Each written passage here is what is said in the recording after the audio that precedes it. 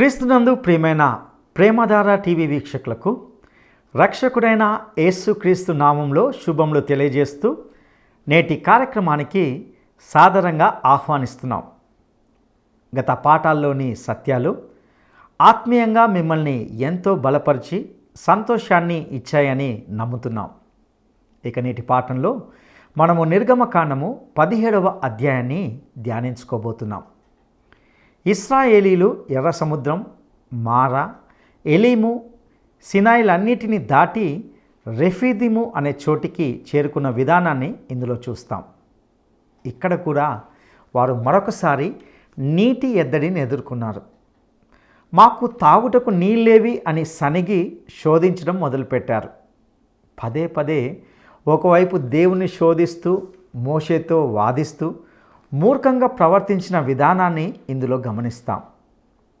అయితే మరలా దయగల దేవుడు ఆ అరణ్యంలో వారికి ఏ విధంగా ఒక ప్రత్యేకమైన విధానంలో వారి నీటి అవసరతను తీర్చాడో మనము తెలుసుకోవడమే కాదు, అందులో నుండి కొన్ని విశిష్టమైన ఆధ్యాత్మిక పాఠాలను కూడా మనం నేర్చుకుంటాం. అదేవిధంగా రెఫీదీములో దేవుని ప్రజలకు మరియు అమాలేకీలకు మధ్య జరిగిన యుద్ధంలో కలిగిన ఒక అద్భుతమైన విజయంతో పాటు అందులో ఉన్నటువంటి మరికొన్ని శ్రేష్టమైన సత్యాలను తెలుసుకుంటాం. ఇక ఆ విషయాలను తెలుసుకోవడానికి మనము సిద్ధపడదామా? సోదరి సోదరులారా, ఈ రోజున మనం నిర్గమకాండం 17వ అధ్యాయం 1 నుండి 7వ వచనం వరకు ధ్యానం చేసుకోబోతున్నాం.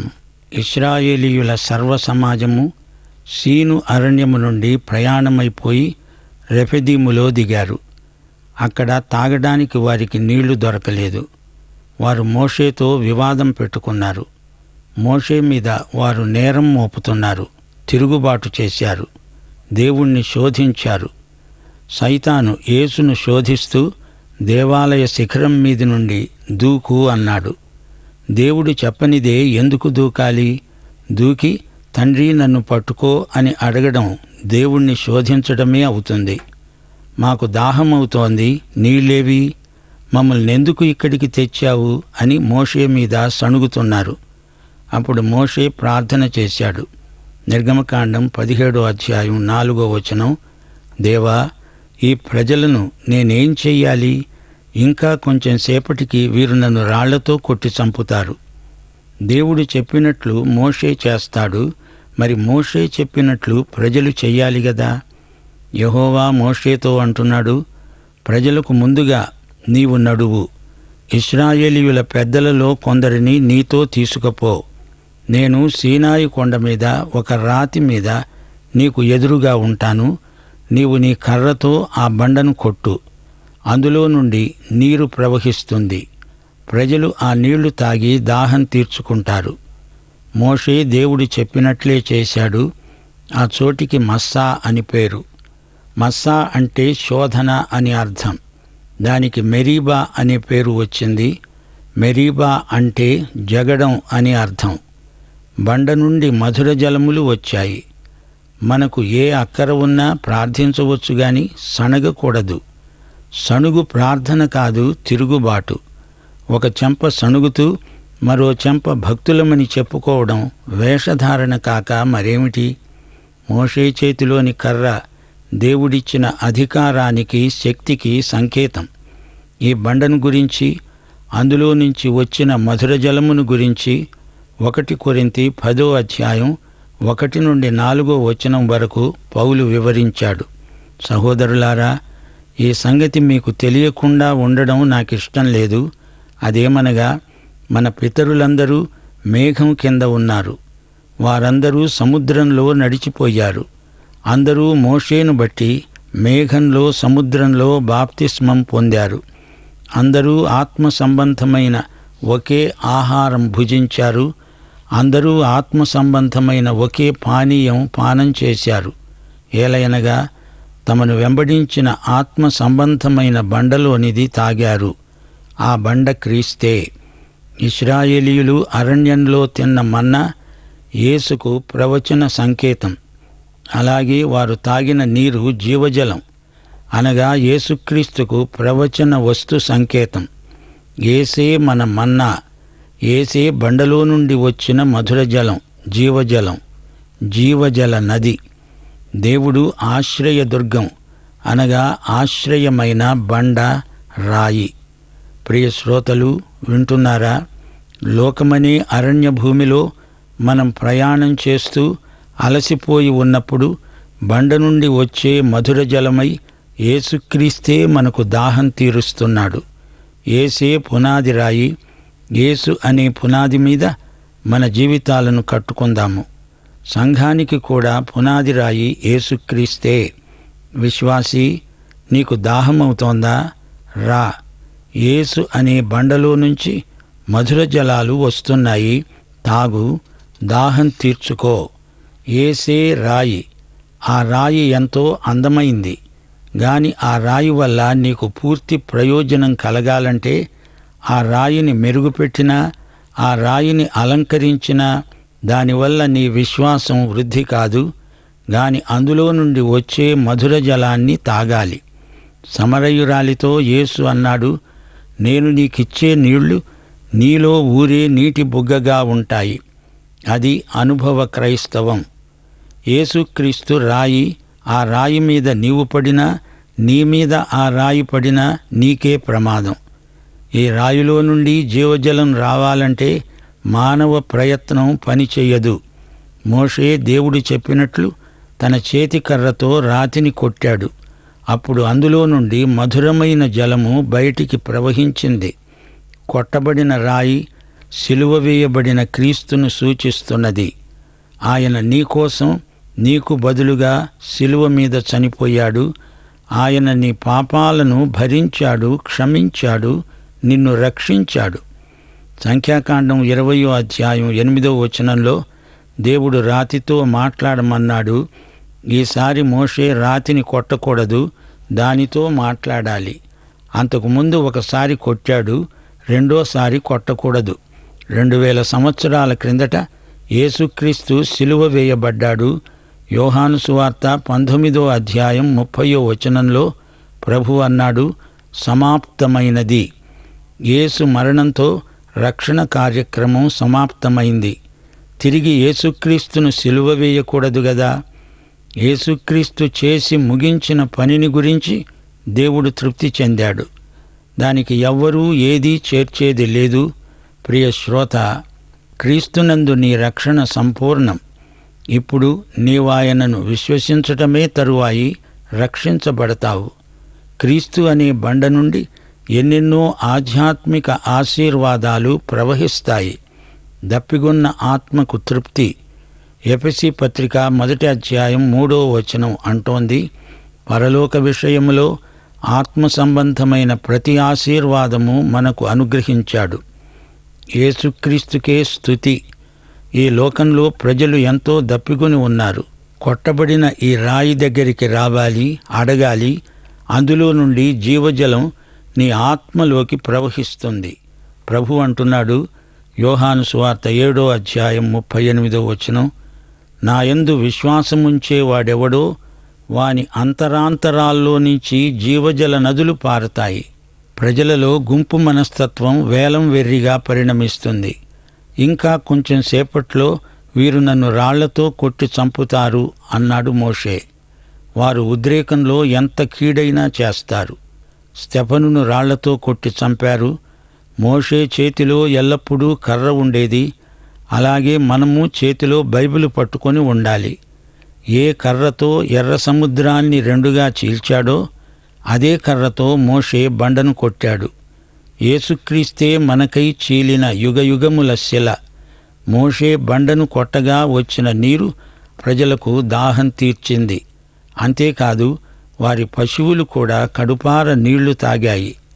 రెండోసారి బండను కొట్టకూడదు, బండతో మాట్లాడాలి. మోషే రెండోసారి బండను కొట్టి గొప్ప తప్పు చేశాడు. దేవుడు ఇశ్రాయేలీయుల మధ్యనే ఉన్నాడు. ప్రతిరోజు అగ్నిస్తంభం, మేఘస్తంభం వారి మధ్యనే ఉన్నాయి గదా. అయినా ఇంకా వారిలో దోబూచులాడుతోంది సందేహం. యూదా పత్రిక 5వ వచనం, ప్రభువు ఈజిప్టులో నుండి ప్రజలను రక్షించినప్పటికీ వారిలో నమ్మకపోయిన వారిని తరువాత నాశనం చేశాడు. దేవుని కృప ఎవరి పట్ల నిరర్ధకం కాకూడదని దేవుడు కోరుతున్నాడు. దేవుడు తన కృపను మనకు సమృద్ధిగా అనుగ్రహిస్తాడు. కృపచేతనే మనకు రక్షణ. సత్క్రియలు రక్షణ పొందిన తరువాత మాత్రమే దేవుని చేత గుర్తించబడతాయి. కృప వింటుంది, నడిపిస్తుంది, నీ చేత సత్క్రియలు చేయిస్తుంది, నిన్ను ఆకర్షిస్తుంది, నిన్ను మారుస్తుంది. కృప దాచబడిన నిక్షేపం. దాని ప్రభావం విశ్వాసుల జీవితంలో తేటగా కనపడుతుంది. నీ మాటలు, నీ పనులు కృపాసహితమై ఉండాలి. చెట్టు యొక్క ఫలాలు, ఆకులు ఆ చెట్టు ఎలాంటిదో చూపుతాయి. అలాగే మన జీవితంలో దేవుని కృప మన ప్రవర్తనలో, సౌశీల్యంలో కానవస్తుంది.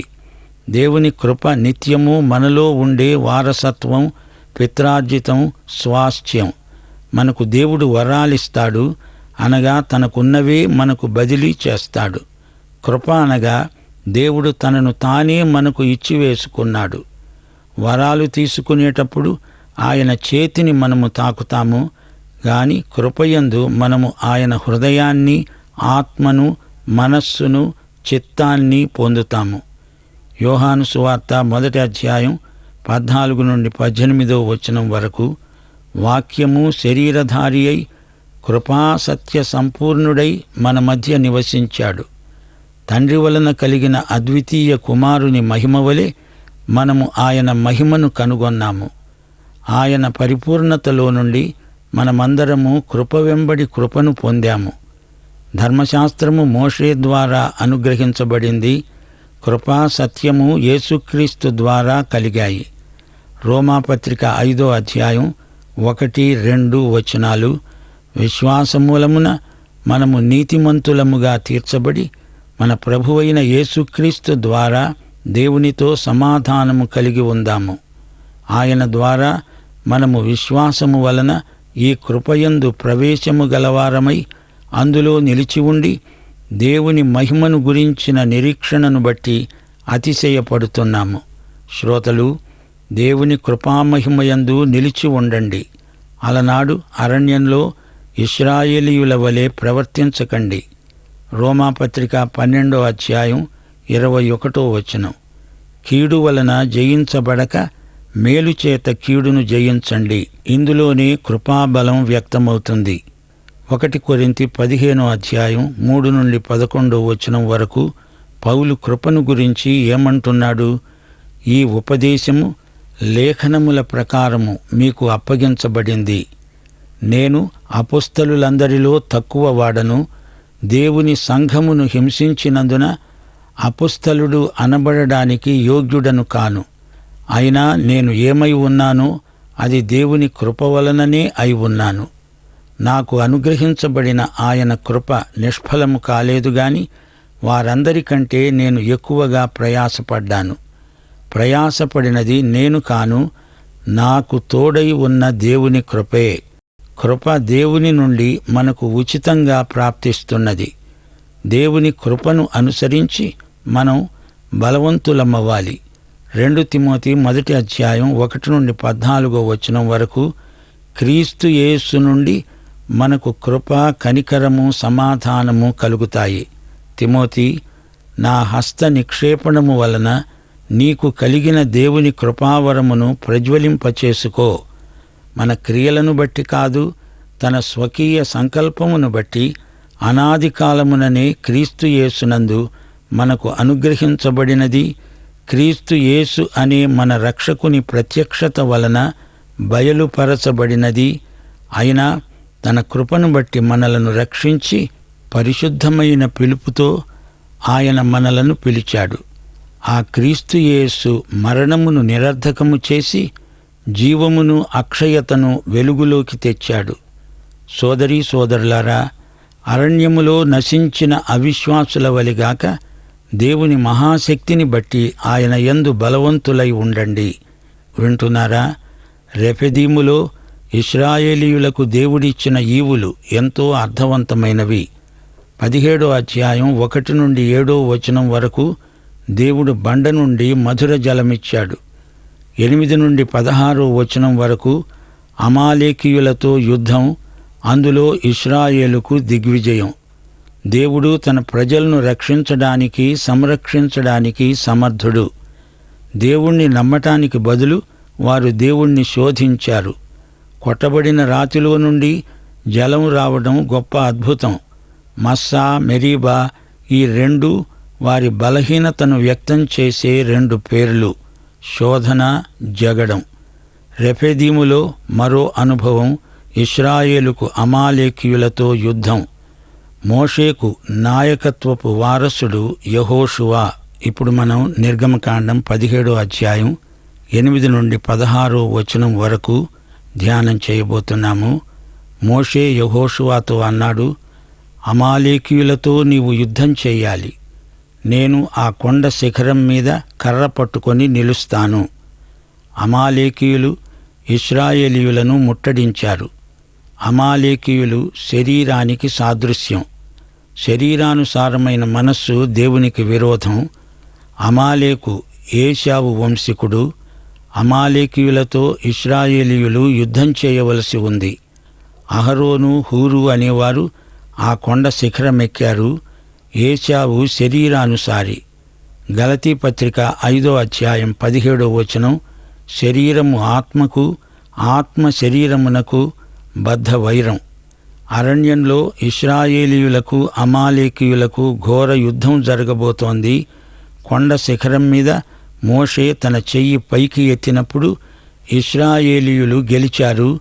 మోషే తన చెయ్యి దించినప్పుడు అమాలేకీయులు గెలిచారు. అహరోను, హూరు అనే వారిద్దరూ, ఒకడు ఆ ప్రక్కన మరొకడు ఈ ప్రక్కన మోషే చేతులను ఆదుకున్నారు. అసలు సంగతి ఏమిటంటే కొండ శిఖరమే యుద్ధరంగం. ఇది ప్రార్థన పోరాటం. ఈ యుద్ధం మోషే చేసిన ప్రార్థన మీద ఆధారపడి ఉంది.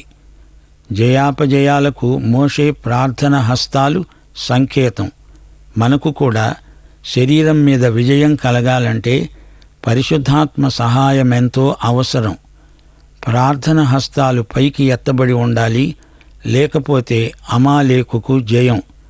ప్రార్థన ద్వారానే లోకమును, శరీరమును, సైతానును జయించగలం. మనం స్వశక్తితో సైతానును గెలవడం కల్లా. దేవుని ఆత్మ ద్వారానే మనకు జయం. యెహోషువ ఇక్కడ మనకు కనిపిస్తున్నాడు. మోషేకు వారసుడు యెహోషువ. అమాలేకీయులను, శత్రువులను సంహరించడానికి యెహోషువను దేవుడు వాడుకుంటాడు. పాత స్వభావం మనలో అంతర్గత శత్రువు. దాన్ని పరిశుద్ధాత్మ శక్తితో ఓడించాలి. మనకు రూపాంతర అనుభవం కావాలి. పాతది గతించి కొత్తది అవ్వాలి.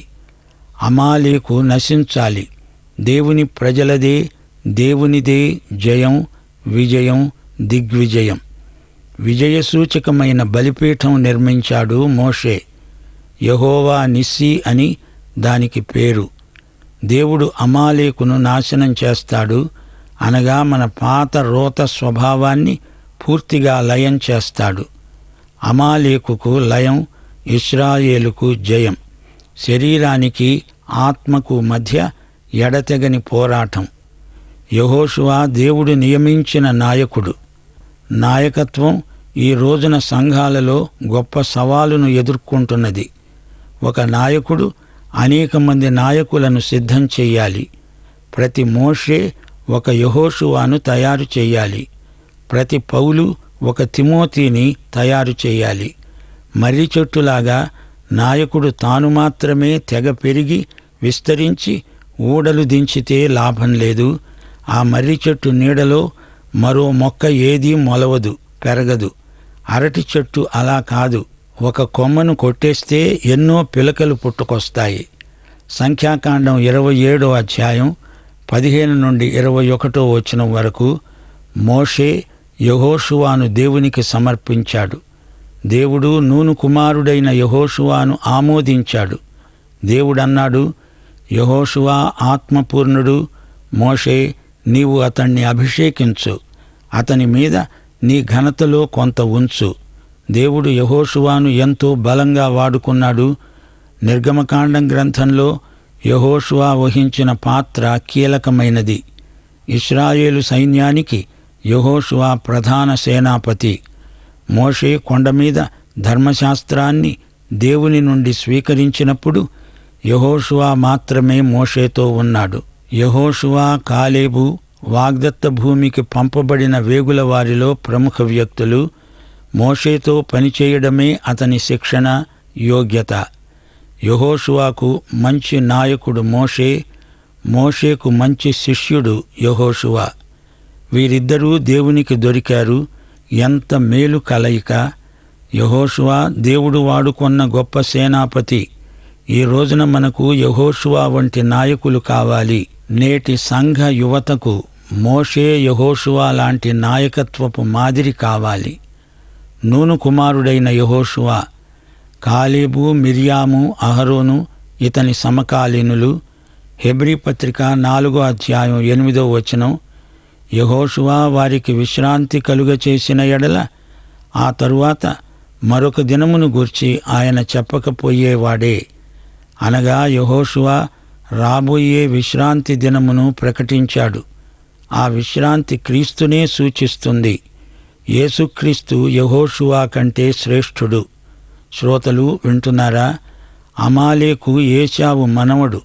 ఇతని సంతతి వారు మృత సముద్ర తీరాన నివాసమేర్పరచుకొన్న సంచారక ముఠాలు. వీరి వృత్తి దారి దోపిడి. మనుషులను చంపడం వీరికి సరదా. అమాలేకీయుడు అంటే శాపగ్రస్తుడు అనే అర్థం స్థిరపడిపోయింది. దేవుని సహాయంతో ఇశ్రాయేలీయులు అమాలేకీయులను జయించగలిగారు. ఇశ్రాయేలీయుల గెలుపు దేవుని గెలుపే. అహరోను, హూరు, మోషే ప్రార్థన హస్తాలను ఎత్తిపట్టుకున్నారు. సోదరీ సోదరులారా, మీ నాయకులను మీరు ప్రార్థనలో ఎత్తిపట్టుకోండి. వారి బాధ్యతలను పంచుకోండి. వారిని ప్రోత్సహించండి. రెఫెదీము యుద్ధం ఇశ్రాయేలుకు గొప్ప సవాలుగా పరిణమించింది. అమాలేకీయులు నిర్దేవులు. యెహోవా దేవుని కర్ర మోషే చేతిలో ఉంది. అది విజయ చిహ్నం. హూరు ఎవరు? ఇతడు కాలేబు కుమారుడు. మోషే, అహరోనులతో పనిచేసినవాడు. హూరు మోషే, అహరోనులకు బావమరిది అవుతాడు. హూరు మిర్యామును పెళ్లాడాడు. ఈ విధంగా వీరికి బంధుత్వం కలిసింది. యెహోషువ తన ప్రజలను వాగ్దత్త భూమికి నడిపించినట్లు యేసుక్రీస్తు మనల్ని పరలోకానికి అనగా పరమకానానుకు నడిపిస్తాడు. శ్రోతలు, యెహోవా నిస్సీ అనే పేరు ఈ అధ్యాయంలో విన్నాము. దీనికి అర్థం యెహోవా ధ్వజం, అనగా ఇది యుద్ధ ధ్వజం. ఎఫెసీ పత్రిక 6 ఆధ్యాత్మిక యుద్ధవీరుడు ధరించుకోవాల్సిన సర్వాంగ కవచంలో 6 విభాగాలున్నాయి. సత్యమనే దట్టి, నీతి అనే మైమరువు, సమాధాన సువార్త వలననైన సిద్ధమనస్సు అనే జోడు, విశ్వాసమనే డాలు, రక్షణ అనే శిరస్త్రాణం, దేవుని వాక్యమనే ఆత్మ ఖడ్గం. సైతానును ఆత్మ ఖడ్గంతో జయించాలి, సంహరించాలి. ప్రియ శ్రోతలు, అమాలేకీయులు అనే అంతర్గత శత్రువులను సంహరించండి. యెహోవా నిస్సీ. హూరు, అహరోను ఇద్దరూ మోషే ప్రార్థన హస్తాలను ఎత్తిపట్టుకున్నారు. అమాలేకీయులను అనగా శత్రుశేషాన్ని పూర్తిగా నిర్మూలం చేసినవాడు దావీదు. 1 సమూయేలు 30 ఇశ్రాయేలు విజయానికి సూచనగా మోషే యెహోవా నిస్సీ అనే బలిపీఠం నిర్మించాడు. ప్రియ శ్రోతలు, రెఫెదీములో ఇశ్రాయేలీయులకు మరో పరీక్ష, మరో శత్రువు. ఏశావు, యాకోబుల మధ్య వైరం చరిత్రలో పునరావృతమైంది. ఇశ్రాయేలుకు అమాలేకీయులకు మధ్య యుద్ధం, రెఫెదీములో మరో అభయ వాగ్దానం. జీవిత పోరాటంలో యెహోవా నిస్సీ, దేవుడే మన విజయ పతాకం. యోహాను సువార్త 16:33 ప్రభు అన్నాడు, లోకములో మీకు శ్రమ కలుగుతుంది, అయినా ధైర్యం తెచ్చుకోండి, నేను లోకమును జయించి ఉన్నాను.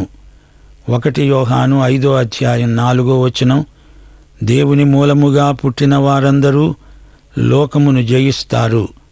లోకాన్ని జయించిన విశ్వాసము మన విజయమే. ఈ లోకంలో మన విశ్వాసం పరలోకంలో విజయంగా ప్రభువు గుర్తిస్తాడు. అందుకే 7 సంఘాలకు రాసిన ఉత్తరాల్లో యేసు ప్రభువు జయించువానికి బహుమానము అన్నాడు. పాఠం ఇంతటితో సమాప్తం. ప్రభువైన యేసుక్రీస్తు వారి కృప, తండ్రి అయిన దేవుని ప్రేమ, పరిశుద్ధాత్మ యొక్క అన్యోన్య సహవాసము మనకందరికీ నిత్యత్వము పర్యంతము తోడై ఉండునుగాక. ఆమేన్. ప్రియులరా, ఇంతవరకు విన్న సందేశం నుండి మీరు నేర్చుకున్న అనేక సత్యాలు మిమ్మల్ని ఎంతో సంతోషపరిచాయని నమ్ముతున్నాం. దేవుని ప్రజలైన ఇశ్రాయేలీయులకు మరియు విశ్వాసులమైన మనకు ఎంతో దగ్గరి సారూప్యాన్ని కలిగి ఉన్నామని గ్రహించగలం. ఈ సందేశంలో ఇశ్రాయేలీలు తమ దప్పికను తీర్చుకోవడానికి బండను కొట్టగా వచ్చిన నీటిని త్రాగినట్లే మనము యేసను బండ నుండి జీవజలం త్రాగాలని విన్నాం. ఆయన మన కొరకు కొట్టబడి బలి అయి రక్షణ కార్యాన్ని సమాప్తం చేశాడు. యేసు క్రీస్తు చేసిన ముగింపు కార్యంతో దేవుడు తృప్తి చెందాడు. దానికి ఎవరు ఏది చేర్చేది లేదు. లోకమంతా ఎంతో దప్పిగొని ఉంది. తన యందు విశ్వాసం ఉంచే వారిలో నుండి జీవజల నదులు ప్రవహిస్తాయి. దప్పిగొన్న లోకానికి యేసుక్రీస్తు అనుగ్రహించు జీవజలం ద్వారానే దాహం తీరుతుంది. దేవుని కృపను గూర్చి, సత్క్రియలను గూర్చి విన్నాం. దేవుని కృప దాచబడిన నిక్షేపం. యేసే కృపా సత్య సంపూర్ణుడు. యేసు ద్వారానే కృపయందు మనకు ప్రవేశం ఉందని తెలుసుకున్నాం. ప్రియ సహోదరుడా, సహోదరి, ఈ కృపను నీవు స్వీకరించావా? ఈ పాపభూయిష్టమైన లోకంలో నీ ఆధ్యాత్మిక దప్పి తీర్చబడిందా? యేసను బండ నీ కొరకు, నా కొరకు కలువరి శిలువలో చీల్చబడింది. ఆ బండలో నుండియే జీవజలము ప్రవహిస్తూ ఉన్నది. అటు జీవజలము నీ ఆధ్యాత్మిక దప్పికను తీర్చునుగాక. దైవాశీస్సులు.